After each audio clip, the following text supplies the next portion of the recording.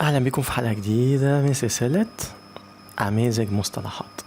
طبعا هي الخاصة بي الحمد لله كالعادة أحمد ربنا وأشكر فضله. إعلام مختلف تماما يا جماعة، متفرد بكل معاني الكلمة. قسم كامل خاص بمصطلحات كتير جدا جدا للأسف فاهمها بشكل خاطئ، ومعذورين لأن مش ملقاش اللي يديله المعلومة الصحيحة، ملقاش اللي يفرق له ما بين الشيء والشيء الخاطئ وصحته يعني. ما قدروش يشيلوا ممكن جدا في اوقات كتير بيكون امور او مصطلحات او امور مفهومه بشكل ما، لكن بينها وبين الصحه او الصحيح خيط رفيع، ما حدش قادر انه يقدر يوصل الخيط الرفيع ده ويوضحه او يوضح الفرق ما بين الاثنين. فامازيج مصطلحات الحمد لله كان ليا مجموعه من الحلقات، وكان في جوه الحلقات بتاعتي بشكل عام في مصطلحات كتير جدا وتوضيح ليها، وطبعا توضيح ليها الحمد لله بشكل متفرد تماما، اثبتت السنين والشهور والايام مدى فعلا صحة كل حرف قلته، رغم من الاختلاف الشاسع ما بين اللي بقوله وما بين اللي بيقولوا الاخرين. فيعني الحمد لله احمد ربنا واشكر فضله. هي دي رسالة الاعلامية بجد يا جماعة، اللي هي بداية اساسها الإعلام الصحيح، توضيح المفاهيم، توضيح الأمور، إزالة اللغط، إزالة البلبلة، توضيح أي شيء على الأمور اللي مش واضحة للناس، إزالة اللثام زي ما بيقولوا. ثم إعلام الشيء نفسه، يعني بعلمك بالشيء الطبيعي المفروض الصحيح المظبوط، طبعا بشكل الموثق المؤكد. كل ده طبعا مش موجود للأسف يعني، أو بنسبة 99.9%. طيب، حلقة النهاردة هي المصطلح، مهم جدا جدا جدا، من أهم المصطلحات فعلا ومن أهم الحلقات. أنا قلت الكلام ده في الحلقة اللي فاتت الخاصة بخبر اللي ذكر على نطاق ضيق، لسه ما ذكرش عن نطاق واسع، معرفش ليه، برضو دي نقطة غريبة جدا. بالاتفاق أو شبه اتفاق بيتم مع كابتن طاهر أبو زيد في لإدارة نادي بيراميدز تحت أي مسمى بقى، يعني المسمى لكن طبعا يكون كرئاسة نادي بيراميدز. وخلوا بالكم يا جماعة نفرق ما بين النادي المملوك والنادي الأفراد يعني، أو هيئة أو منشأة، والنادي اللي بيكون يعني زي الأهلي والزمالك نادي عام. لا، في فرق طبعا. اللي هنا النادي العام بيكون الرئيس النادي يعني نمبر 1 بكل معاني الكلمة، لانه بيكون هو على رأس الامور. بس طبعا بيبقى هنا الامر مختلف، ان انت بيراقبك الدولة نفسها او الجهة الرسمية طبعا، لانك انت نادي مملوك للدولة او نادي عام. وان كنت في بعض الاندية عملت تجربة ان اللي تكون مملوكة لمشجعينها يمكن عن نطاق ضيق جدا، فدول اللي بيكونوا بيراقبوا. لكن النادي المملوك لافراد او لهيئات او شركات او غيره بيكون الوضع مختلف، بيكون رئيس النادي برضو يعني مش هقول لك الرجل التاني، لا مش هقول كده، هو كتنفيذيا طبعا بيكون رقم 1 بلا جدال، لكن بشكل عام بيكون رقم 2. تمام، لانه بعد طبعا ملك النادي نفسه. لكن تيجي تقول لي اني افضل، هقول لك دي ليها مساوئها ومحاسنها ودي ليها مساوئها ومحاسنها. بس انا شخصيا بميل للنادي التقليدي، النادي اللي هو العام، بميل ليه اكتر بشكل عام. لكن وارد ان في تجارب تنجح حسب طبيعة الشخص اللي بيكون مالك للنادي، وطبيعة اللي هو هيكون على مقعد رئيس النادي. هنا تختلف الامور. فاكرين لما كان مثلا مستشار تركي آل الشيخ رئيس نادي ملك نادي بيراميدز، وجاب الكابتن حسام البدري، قلت تجربة فاشلة تماما تماما تماما تماما، رغم التطبيل والتزمير من الجميع، والأيام أثبتت كل حرف قلته وكل حاجة قلتها في أسبابي كلها صدقت، رغم إن كان جايب معاه ايكونز كرة قدم، لكن مش ايكونز إدارة ولا الأفضل أبدا نهائيا. وبرضه الأيام أثبت، شوفوا 2018 ولحد اللحظة اللي بكلمكم فيها دي، وثبت تماما حتى مش في تجربة بيراميدز بس، ده حتى ما بعد بيراميدز الفشل الذريع كإداريين لكل المجموعة اللي جت، يمكن إلى حد ما عدا كابتن هادي خشب. كويس. لكن لما تيجي تقول أستاذ سالم الشمسي وكابتن طاهر أبو زيد، لا، أنا بقول لك هتبقى تجربة مش هقول لك الواو الخرافية، بس هقول لك أقل ما يقال عليها ناجح بلا جدال. الاتنين كاريزما متقارب، يعني أقصد إيه، التوافق متقارب جدا او موجود بشكل كبير. مش استاذ سامي الشمسي زي ما انت شايفين سايب كل حاجه للاداره الموجوده الفاشله تماما اللي موجوده بقى 6 سنين واكتر، تمام، او يمكن اكتر والله من 6 سنين. المهم الامر يختلف تماما مع كابتن محمود الخطيب. اسلوب كابتن الاستاذ سامي الشمسي مختلف كتير عن اسلوب مستشار تركي الشيخ في الاداره والتدخلات والكلام ده، والشخصيه كمان لا تتوافق. عارفين لو العكس، الاستاذ سامي الشمسي هو كابتن مستشار تركي الشيخ هو وكابتن طارق أبو زيد، اقول لك لا مش هتنفع نهائيا نهائيا، بالعكس هتبقى فاشله تماما التجربه اكتر حتى من وجود كابتن حسام البدري. بس هنا مش فاشله عشان ضعف مستوى كابتن طاهر، بالعكس هو الصحيح، لاني مش هيتوافقوا نهائيا. كانت لا شخصيه ولا كاريزما ولا اسلوب ولا طريقه اداره ولا اي حاجه. لكن دي فرق كبير، بس لازم زي ما قلت في الحلقه اللي فاتت اترك التجربه كامله، سيبه هو اللي يشتغل بعقليته. هو اهم نقطه الكرو اللي فات كله بره تماما، ويتعمل اجراءات قلتها بالتفصيل في الحلقه اللي فاتت، وكابتن طارق هو المسؤول عن كل شيء. ماشي، مش عايز اطول اكتر من كده، لكن اللي هتكلم فيه النهارده هو كلمه كالعاده بتتقال على عوائلها وبتتردد برضو بشكل كوبي، بياخدوها كده زي حاجات كتير جدا. وتعالى اسال اي حد فيهم، اي حد قول له انت يعني عايز اقول ايه معنى الكلمه دي او الجمله دي، ايه المحتوى بتاعها، ايه اللي بترمز ليه، انت قصدك بيها ايه، وتفرجوا على الردود هتكون عامله ازاي. وتحدى، وهي نفس على فكره الجمله من كلمتين، لكن اراهنك ان هتلاقي لو سالت 10 اشخاص ان عرفوا يجاوبوا اصلا هتلاقي في اختلاف شبه كامل ما بين ال10، وده يعكس اللي بقوله. طيب تعالى حضرتك ليه اللي هتكلم عنه هي الجملة ببساطة حاجة اسمها النقد البناء. النقد البناء، طيب النقد البناء بكل بساطة جملة أكلاشيه كالعادة، ومسمى جميل قوي على فكرة، بحب كلمة أكلاشيه لأنه مش أكتر من أكلاشيه، عنوان فقط لا غير، لكن المحتوى زي ما شرحت كده هتلاقي في اختلاف شاسع بين الكل، ده إن فرضنا أصلا وقالوا أي شيء أساسا يتفهم يعني. مش هقول كلهم يعني. النقد البناء يا جماعة هو عبارة عن والفرق بينه وبين الهجوم. النقد البناء هو كلمة نقد في حد ذاتها. يعني ايه نقد؟ النقد يعني انا بنقد الشيء. على فكرة كلمة حلوة جدا، على فكرة في نقد بالدال ونقد، تمام.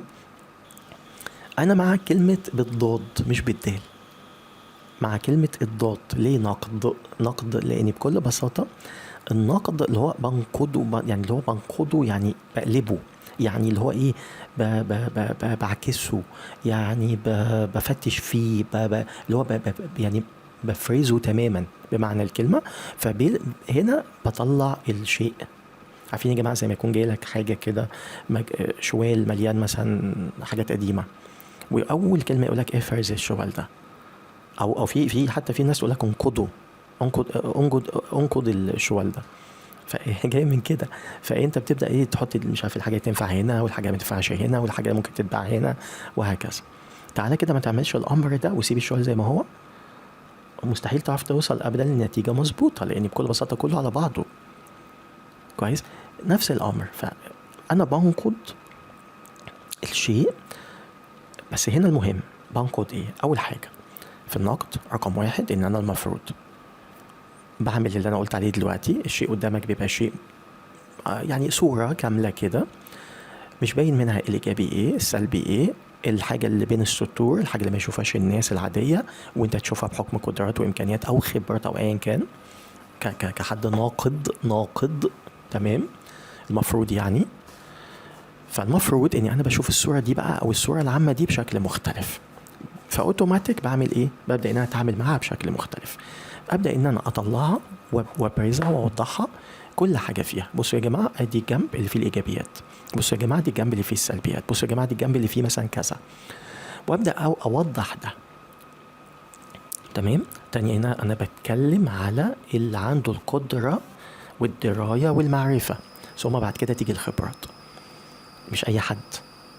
طيب ليه؟ عشان حتى الشيء ده بعد ما يتعمل يبقى مصدق، يبقى فيه نوع من الناس تتقبله. طيب اجي بعد كده اعمل ايه؟ بكل بساطة هقوم جبت الشيء السلبي، انا خلاص بقى نقدت يعني ده في حتة وده في حتة وده في حتة. ابدا بقى اجيب الشيء السلبي. بصوا يا جماعة، هنا في سلبيات، السلبية دي 50%، 60%، 80%. بناء على السلبية دي ببدأ ان انا اوضح، اطلع اتكلم، اقول، ابرز. تمام. بس هنا في نقاط مهمة جدا.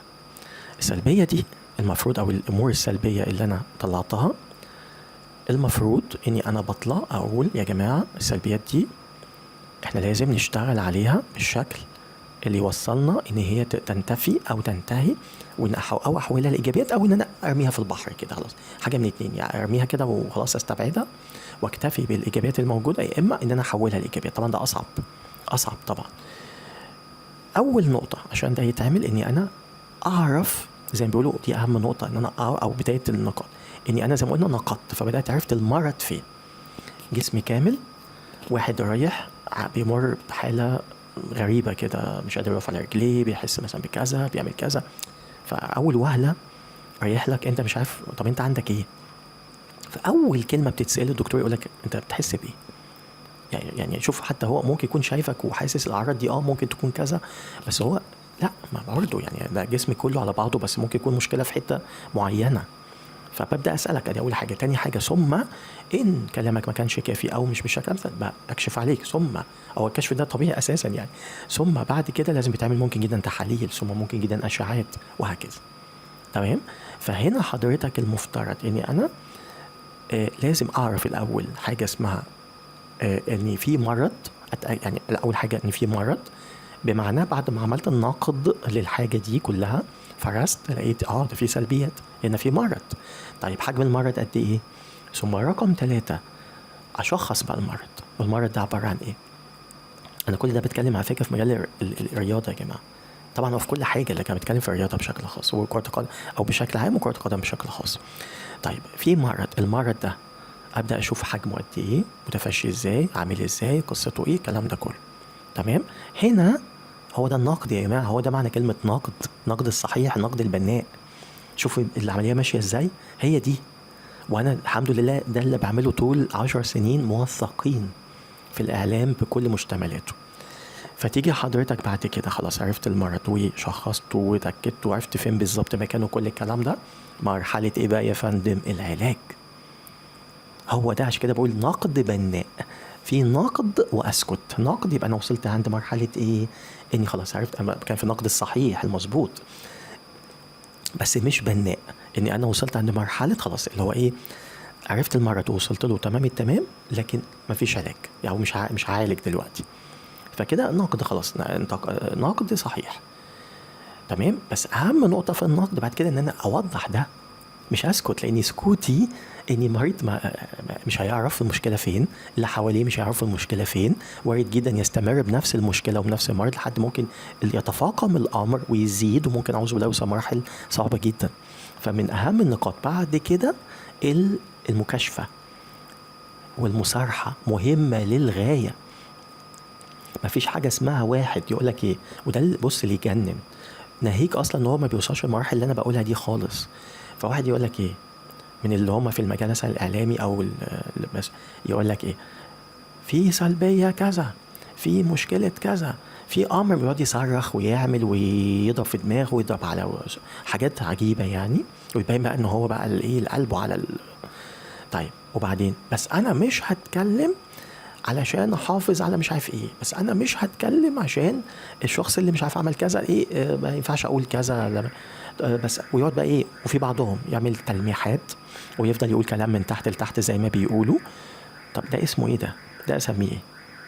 على طول اوتوماتيك رقم 1 انت راجل متستر بمعنى الكلمة، ثم رقم ومشارك بلا جدال، ورقم 2 تمام، ورقم 2 انت جاهل كمان، انت مش قادر انت تقول اصلا الشيء لانك ما تعرفش ازاي وصلت له، او الشيء ده للمراحل اللي انا ذكرتها بالتفصيل في مسألة النقد. شوف من اول ايه، من اول الفرس، بفرز المنتج او الشيء او الحدث او ايا كان او الشخص او اللعب او ايا كان.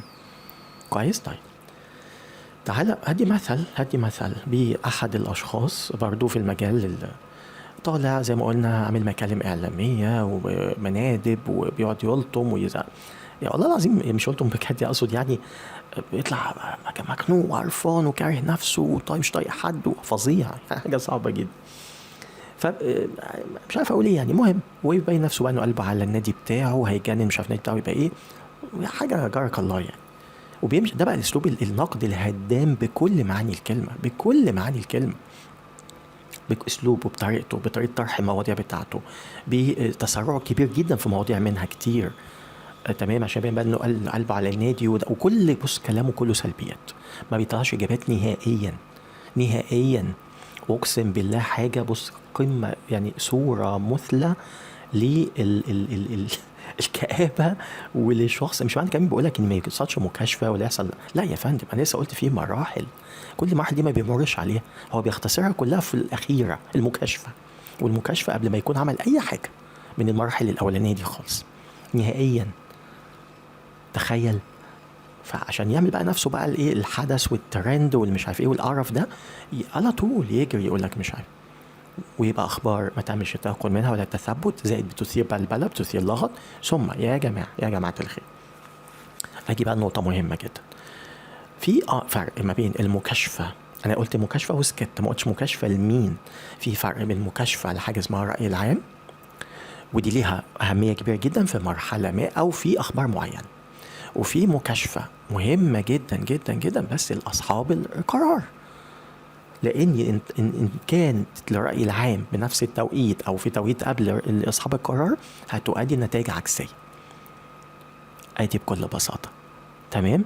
فحضرتك لا عندك السنس ده ولا عندك المعرفة دي ولا عندك أي حاجة، وكله بتعمل مصلحة شخصية إنك تجري على الرأي العام، رغم إن أنت قادر إن أنت تعمل ده مع أصحاب القرار، فبتجري تعمل ده عشان تاخد ده اللي على شكلته يعني.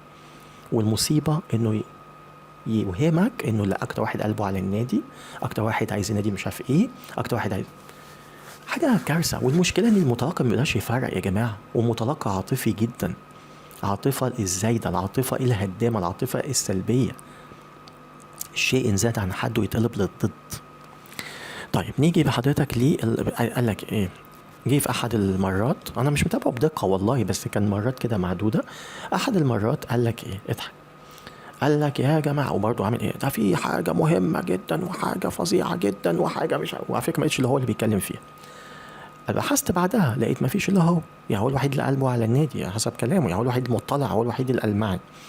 بيقول ان في شبهات حاصله على الشخص ده ماسك منصب جوه النادي نادي ما، ماسك منصب يختص بتلقي أموال علشان إدارته للمنصب ده، فأوتوماتيك بتيجي عليه أموال عشان الأموال دي خاصة بالبوزيشن بتاعه. تمام. المفترض الأموال دي المفروض والطبيعي إن الأموال دي بتروح على النادي على طول، وهو بعد كده بيتسلمها عشان يصرف على البوزيشن ده أو اللي مسؤول عنه في البوزيشن ده. كويس، في النادي يعني.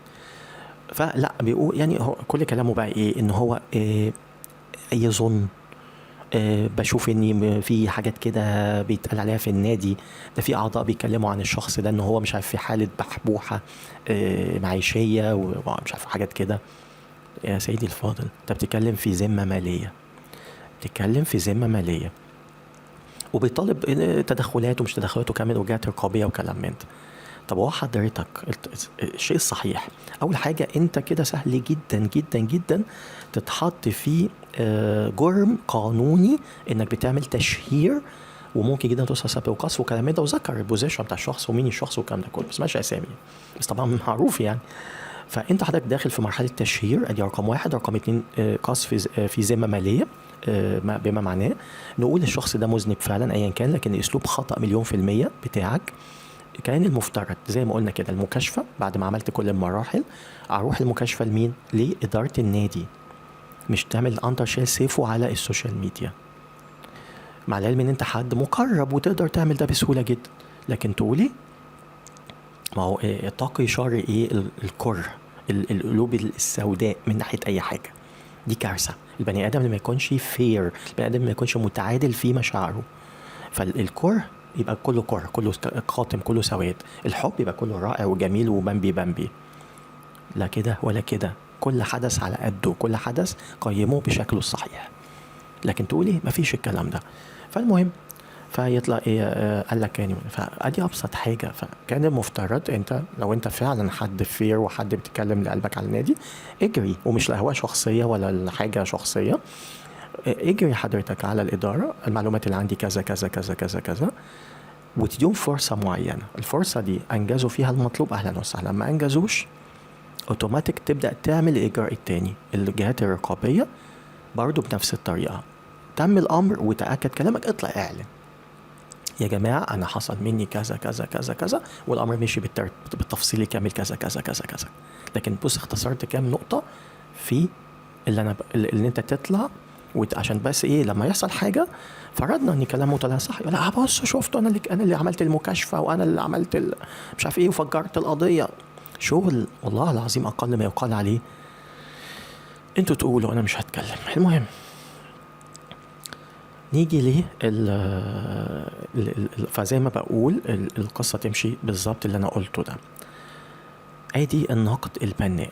يستتبع ده بقى ايه؟ جاي من كلمه بناء. ليه بقى يا فندم بناء مختلف عن النقد العادي؟ لان البناء حضرتك هو انه ببني. شوف، نقد بيبني. تخيل نقد اللي هو المفروض معروف جدا يقولك انت بتنقد يبقى شيء سلبي، يبقى المفروض انه بينزل مش بيبني. ده البناء بتقع، لا ده انا ببني كمان. لو شفت عكستها، عكس النقد العادي، خلاص نقدت وسكت، تمام، حاجه جميله وكل حاجه، بس بحتفظ بالشيء على شكله الحالي اللي هو اللي لحقته بالبلدي كده. لكن ما هو ممكن جدا السكوت وعدم المكاشفه اللي هي المرحله الاخيره المهمه جدا جدا، وزي ما قلت المكاشفه ليها اسس وليها اسلوب صحيح، وحسب الجهه وحسب كل حدث وحسب التوقيت وحسب حاجات معينه. لكن تيجي حضرتك ما عملتهاش، تبقى ممكن جدا دي تهدم كل اللي انت عملته، زي ما شرحت في المثل بتاع العيان واهله والكلام ده. ثم بعد ده كله ما يحصل، بيحصل ايه يا فندم؟ خلاص انت بنيت الادوار الاولى بشكل ممتاز جدا، عملت قبلها كمان الدعامات الرئيسيه وقبلهم كمان الاساسات. عارف بقى دي النقطه دي اللي عايز اقولها. بعد ما عملت كل ده واعلنت بقى وقلت يا جماعه انا ببني، ودي قدام الناس كلها وعلى عينك يتكر زي ما بيقولوا، وديكوا شفتوا الاساسات اتبنت حاجه رائعه جدا، ثم الدعامات مش عارف ايه، ثم الدور الاول ممكن جدا جدا سهله قوي ان اجي عند دور تاني واستنى شويه. عملت المطلوب، عملت الشيء الاساسي، بعد كده الباقي اسهل جدا. بنيت الثالث الرابع اسهل، بنيت الرابع الخامس اسهل، وهكذا. تمام. فدي نقطه كمان مهمه جدا. فمرحله ممكن ان انا استنى شويه او اتأنى شويه بتبقى اسهل جدا جدا في التوقيت ده. كويس. زائد ليه بقول بناء؟ لانه خلاص انت عملت اساسات رائعه مميزه بالشكل الامثل، عملت دعامات صحيحه، عملت مش عارف ايه، خلاص بتتبني بشكل سلس وبسيط. بناء يعني حتى الكلمة بناءة، يقول لك بناء دي حاجة بناءة. بناء يعني بتتبني كده تحسش بيها، بتتبني كده بشكل سلس وبسيط. فادي النقطة مهمة جدا جدا جدا. طيب تعالى بقى للهجوم يا فندم. يفرق جدا لانه ما فيهوش اي حاجة من دول. الهجوم هو ده اللي بيعمله مثلا المثل اللي قلته من شوية، اللي هو الهجوم للهجوم، او استغلال احداث ممكن تبقى حقيقية، بس بعمل نفسي بنتقد، بس ما بيعملش المراحل بالترتيب الصحيح اللي انا قلتها من شوية، وبختصرها او بحط مرحلة مكان مرحلة، او بشيل مراحل منها. يبقى ده هجوم على طول، لان بعمله لاغراض شخصية، او بعمله لاسباب معينة، او لاجندة بتاعت حد، او لهدم المكان ده او للشخص ده، اللي طبعا ايا كان الهدف، مش للمنشأة نفسها ولا الشكل الصحيح للانتقاد البناء او الانتقاد اصلا الصحيح. اي حاجه من دول ما تمتش بشكل اللي بقوله او حصل عكس ليها او ايا كان، اوتوماتيك ده هجوم. الهجوم في الحاله دي ابعد ما يكون عن الايجابيه نهائيا، شيء سلبي سلبي سلبي. قول من هنا لبكره. هديكم مثل بسيط جدا. حد زي كابتن رضا عبد العال، وبنتكلم بقى في الجانب الفني بقى في التحليلات والتقييمات والكلام ده كله. حد زي كابتن رضا عبد العال ده بعد اللي انا قلته ده كله، واللي انا بخصش بيه شخص بعينه، انا بتكلم بشكل عام وصحيح، وقارنوه باللي انا بعمله طول 10 سنين على سبيل المثال.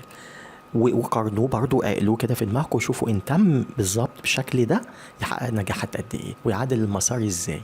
والايام اثبتت والشهور والسنين اللي بقوله كل حرف احمد ربنا واشكر فضله اني بستخدم الاسلوب ده، فكل حرف بقوله بيتحقق مع الوقت. تخيلوا لو او ان كان ده موجود في المنشآت الخاصة بيه اللي انا بتكلم عنها، كانوا وصلوا فين. انا اديت لكم لسه مثل قريب جدا جدا جدا من باريس سان جيرمان، اللي اكتر حد في العالم انتقدته بالشكل الصحيح والامثل اللي انا قلت لكم عليه. تمام. وحطيت الحلول الكامله. ما دي بقى نقطه البناء اللي بتكلم فيها، يمكن نسيت اقولها، ان حضرتك البناء هو ان انت بتحط الحلول. البناء هو ان انت مش بتسكت بعد النقد والاعلان والكلام ده كله فقط، لا ده انت بتحط الحلول والاطروحات الصحيحه. وفي فرق طبعا بين الاطروحه وبين الفكره والابتكار والتطوير، لان الاطروحه بتبقى حاجه ممكن تبقى تنفع ما تنفعش، بس على الاقل بتعمل حاجه، على الاقل بتقول حاجه. لكن بعد كده بقى ان كانت حاجه مناسبه خلاص دي اتحولت يا اما تطوير يا فكره يا ابتكار، دخلت في الحاجه النافعه. تمام. ما نفعتش يا سيدي يبقى خلاص ما اطروحه ومش هتنفع وانتهينا مثلا. لكن تبقى حاجات معقولة، ما نقولش أي خزعبلات يعني. لكن تعالى حضرتك يبقى من ضمن ده هو ده البناء. تعالى بقى فاديت مثل بباريس سان جيرمان، كل حرف قلته الحمد لله احمد ربنا واشكر فضله. ازاي النادي ده يتفوق، ازاي يكون في المكان الامثل، ازاي انت تنهي كل السلبيات البشعه، نسخه طبق الاصل من البيكر في بيراميدز. وشوف النادي وصل لايه السنه دي، لانه السنه الاولى اللي يبدا يحقق فيها اكتر من 80 90 ما يقارب من 80 90% من اللي انا قلته. شوف وصل فين السنه دي. وعلى فكره في الحلقه اللي فاتت ما كانش قلت فقط انه خد الدوري الفرنسي ونهائي تشامبيون ليج الاوروبي وباداء وقوه وكوره وجمال، ومصنف الفريق الامتع في العالم حاليا هو وبرشلونه. تمام. ومتفوق ومرشح هو اللي ياخد البطوله. تمام. ازيد عليه بقى حضرتك فوزوا بالكاس، كسب كاس فرنسا، يعني كده ياخد الثلاثيه ان خد تشامبيون ليج. ما حصلتش قبل كده، ما حصلتش نهائيا. اول موسم ممكن تحصل فيه لما قلت الاستراتيجيه بتاعتي عمل بينا اكتر من 80% او اكتر شويه. طيب المهم، وعلى فكره بيراميدز عدى بسنه من السنين كان عمل ما يقارب 70% 60-70% من الاستراتيجيات بتاعتي. وصل نهائي كونفدرالية وكان الافضل والاقدر، وفي الدوري عمل موسم رائع بكل معاني الكلمه، وبمصاريف نص اللي اتصرف في اي موسم بعده. وكان لسه اعتقد دي تاني سنه الكابتن الاستاذ سالم الشمسي على ما اتذكر، كان 21 تقريبا. وساعتها طلبت انه يكمل بنفس الطريقه وبنفس الاسلوب الاداره دي الفاشله دي، وللاسف رجع الفريق تاني تخبطاته وكوارثه رغم انه صرف اضعاف. المهم فعايز اقول انه رضا عبد العال بيعمل ايه زي ما شفنا كده بالظبط، بيهاجم، ما بيعملش حاجه خالص من اللي انا بقولها في المراحل اللي انا ذكرتها نهائيا. حتى في التحليل الفني زي ما شفنا كده ده سيء، بس خلاص هو كده. ليه؟ اسمع مني، انا اللي لعبت، انا اللي فاهم، انا اللي عارف، انا اللي لعبت كوره. او ويقول لك حاجات كده فنيه غريبه يعني، اصل ده هجاص، ده بص ده بيقول لك مش عارف ايه، ده واقف على مش عارف، ده بيقول لك كولر، هو عارف منين ان هو مدرب على قده؟ قال لك اول مره كان واقف على مش عارف بره فبيكلم اللعيبه بيزعق لهم مش عارف ايه، ويقول لك لا، فقال لك ده هجاص على طول. ايه ده؟ نفس الكلام مع كارلوس كيروش، قال لك اول مره عرف طبعا خلينا في كولر ما ننساش اللي اتقال في بدايتهم اول ما جم، لكن ما علينا. يقول لك اول ما شفت كيروش مش عارف عمل ايه كده، حاجه كده برضو حاجه غريبه قالها لك على طول، قال لك ده مدرب على فاشل يعني. نفس الكلام بيتكلم على فيريرا، نفس الكلام، حاجات غريبه. والعكس بقى مع مدربين او لاعبين هو بيأيدهم برضو، تلاقيني اسباب كده بص تبقى انت واقف ايه يا عم ده. طيب تكمل بقى بعد كده، لا هو ما بيشوفش اي حاجه ايجابيه نهائيا، كله سواد، كله كالح بمعنى الكلمه، شديد السواد يعني. كله بشع، كله فظيع، لان هو في البدايه قال لك ده وحش يبقى هو وحش، فلازم طول الوقت يقبح منه اكتر ويسفه منه اكتر ويقلل منه اكتر عشان يثبت وجهه نظره الاولانيه. وده لمصلحته طبعا شخصيا، عشان ما يتقالش ان هو طبعا التصق بيه وهو صدق. هو طبعا التصق بيه الكلام ده علشان الجانب انتوا فاهمين بقى، الدعائي والاعلامي والكلام ده، اثاره الجدل والكلام ده. فهو صدق للاسف، هو ما يعرفش ان يعني ده جزء كبير منه بيتم استغلاله بالطريقه دي.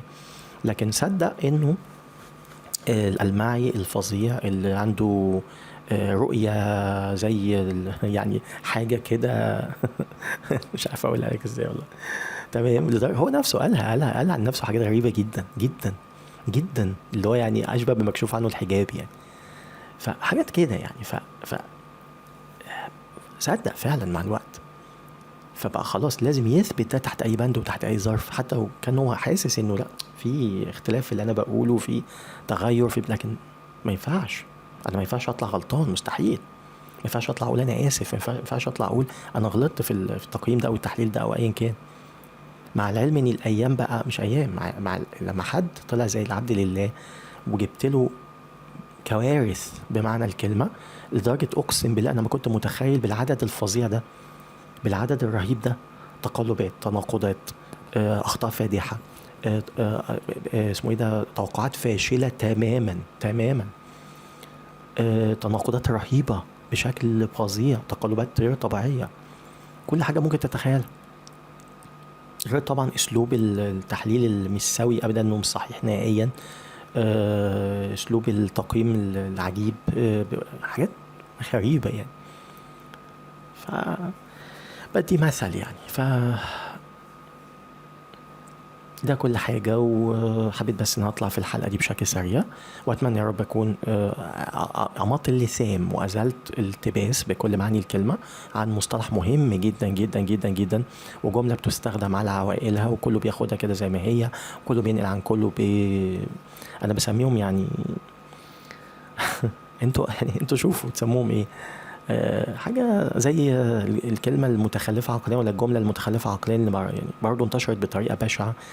مش أحسن حاجة، مش أحسن حاجة، مش أحسن حاجة، يا دي النيلة، قلتها وكررتها كتير قوي. حتى كلمة قميئة أو جملة قميئة مش أحسن حاجة. هي إيه الحاجة؟ نفسي أفهم يعني. مش أحسن إيه يعني؟ مش أحسن حاجة في الأبيض، مش أحسن حاجة في الأسود، مش أحسن حاجة في الرمادي، مش أحسن حاجة في الأكل، مش أحسن حاجة في الشرب، مش أحسن حاجة في الكورة، مش أحسن حاجة إيه يعني يا جماعة؟ في حاجة اسمها التحديد، ودي من النقط اللي احنا صفر على الشمال فيها نهائيا.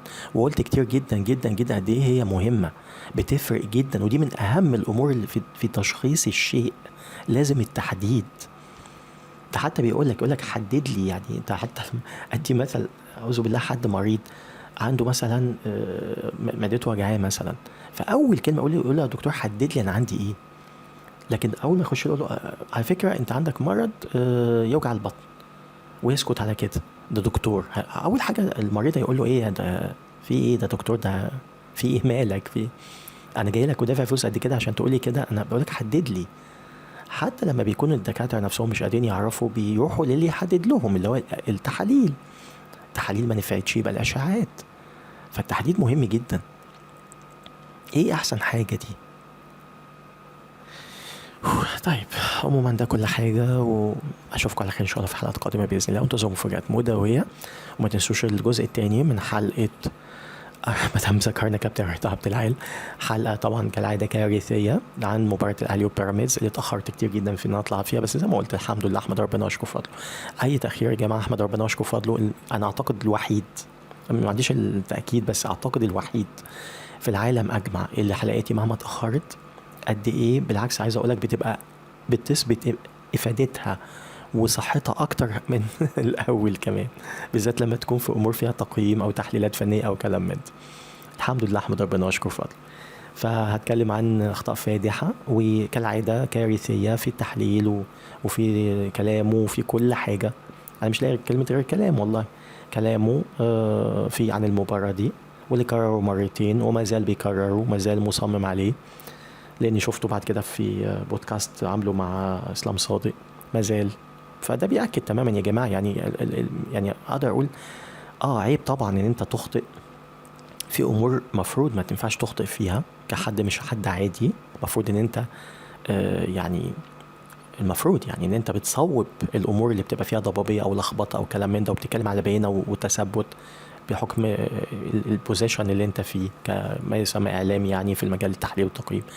لكن فرضنا ان انت غلطت مره اولى، يبقى ابسط مثال انت تتيقن وتتثبت في الثانيه.